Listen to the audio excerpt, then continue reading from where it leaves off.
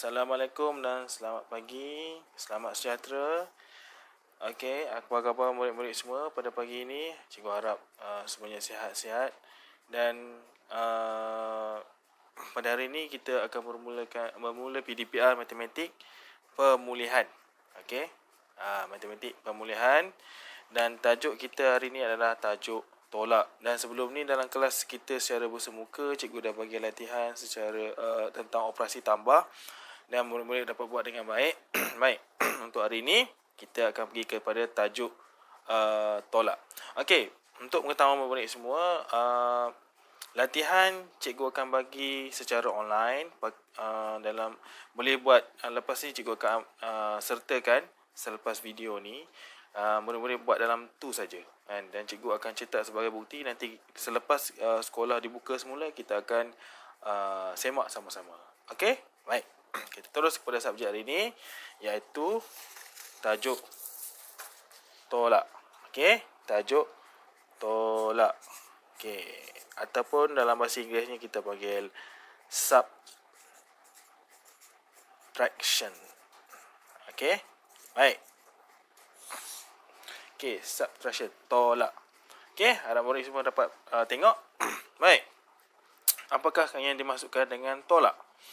Okey, tolak adalah bermaksud kita mengasingkan sesuatu dalam kumpulan yang kecil daripada kumpulan yang besar. Okey, contoh, kan? Contoh, kita ada 10 biji buah guli, 10 biji guli, dan apabila kawan ingin pinjam dalam 3 biji guli, bermakna kuantiti yang kita ada, guli tersebut telah berkurangan. Bermaksud kita telah sisihkan 3 biji guli untuk dipinjamkan kepada kawan, dan baki itu adalah hasil daripada yang kita sisihkan kepada kawan tadi, ataupun kita bagi pada kawan tadi. Okey, contoh, okey, kita ada 10 biji guli. Katakanlah guli, okey, ni guli 1, 3, 4, 5, 6, 7, 8, 9, 10. Okey, kita ada 10 biji guli, kan? Okey, kita nak bagi pada kawan pinjam kita 3 biji guli. Contoh, okey, kita kira 1, 2, 3. Baik, 3 biji guli kita telah pun berikan kepada kawan. Jadi, berapa yang tinggal? Okey, kita akan kira 1, 2, 3, 4, 5, 6, 7. Jadi, ada 7 biji guli yang tinggal dalam tangan kita. Sebab 3 biji guli telah pun kita beri pada kawan. Okey, baik. Okey, sebelum tu, kan, cikgu nak tunjuk apa itu simbol tolak. Sebelum tu kita ada belajar simbol tambah. Ini tambah ataupun addition dalam bahasa Inggeris. Simbol tolak adalah simbol ni. Ini adalah simbol tolak. Okey, ini adalah simbol tolak.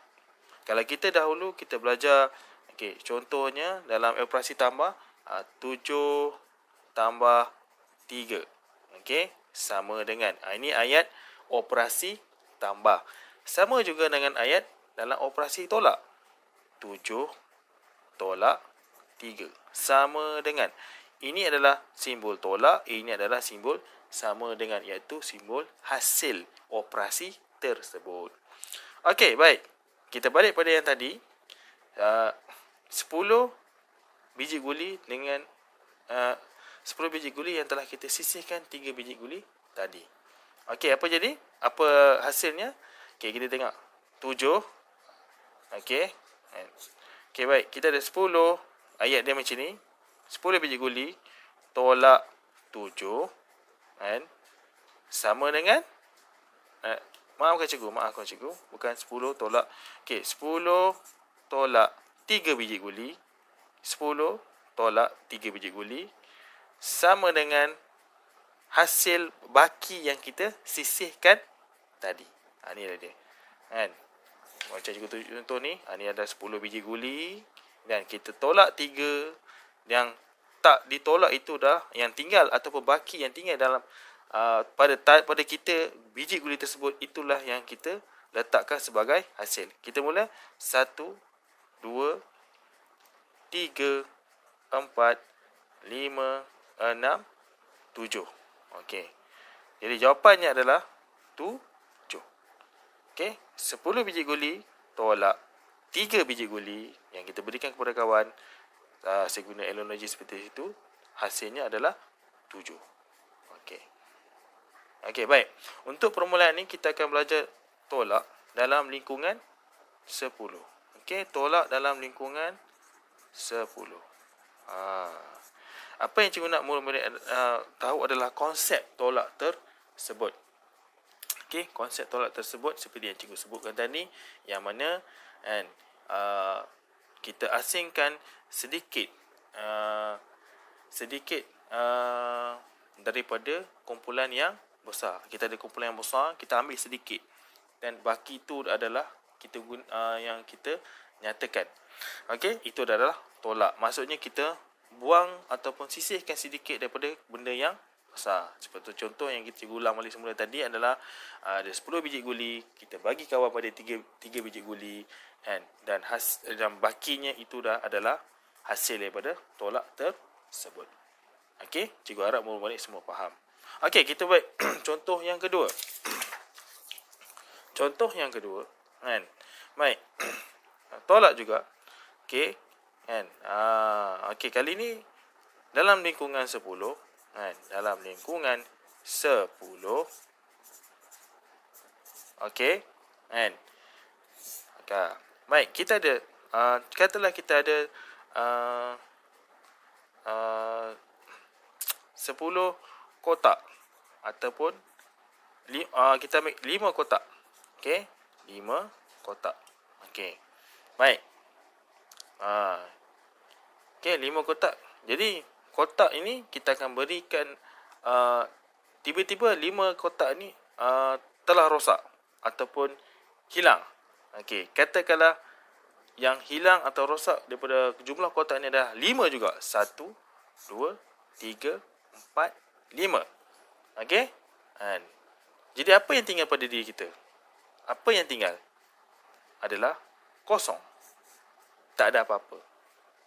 Okey, baik, dalam ayat matematiknya, baik, 5 kotak tadi yang kita miliki, 5 tolak 5, sebab hilang 5 ataupun rosak 5 sama dengan tak ada apa. Kalau tak ada apa, kita gambarkan, tak ada apa, kita nilaikan sebagai sifar, kosong. Okey, kosong. Baik. Seperti cikgu cakap tadi, tolak bermaksud kita sisihkan, kita buang. Okey, maknanya kalau macam tadi ada 5 kotak tapi 5 hilang ataupun rosak, 5 kotak yang kita miliki itu rosak. Jadi yang tinggal pada yang baki yang tidak rosak itu adalah kosong ataupun tidak ada apa, sifar. Okey, baik. Cikgu harap murid-murid faham. Okey, tentang tolak. Baik, murid-murid semua. Ayat lazim tolak biasanya dinyatakan dalam 2 keadaan. Okey, yang pertama adalah bentuk yang pertama adalah bentuk seperti ini. Contoh yang kita buat tadi, 10 tolak, maafkan saya. Okey, 10 tolak 3. Okey, sama dengan 7. Okey, keadaan yang kedua adalah di mana nombor besar di atas, tolak di bawah dan nombor kecil di bawah. Okey, hampir setara dengan simbol tolak. Okey, ini adalah 2 bentuk lazim yang kita biasa gunakan dalam matematik. Okey, 2 bentuk lazim. Jawapan tetap sama. 10 tolak 3, 7. 10 tolak 3 sama dengan 7. Okey, 2 bentuk lazim. Bentuk mendatar dan juga bentuk negak. Okey? Kan? Tak ada masalah. Bentuk berbeza tapi hasilnya tetap sama. Kan? Ini ada kita panggil bentuk lazim. Bentuk lazim. Okey. Ini kita panggil bentuk lazim yang biasa kita gunakan dalam matematik. Okey. Baik. Baik. Cikgu harap murid-murid semua faham dengan penerangan ringkas cikgu tadi. Dan insyaAllah cikgu akan guna untuk pembelajaran seterusnya. Cikgu akan gunakan bahan mawjud. Bahan mawjud untuk memberikan kefahaman yang lebih jelas kepada murid-murid semua. Okey, jangan lupa buat latihan yang cikgu berikan selepas video ini. Dan selamat mencuba.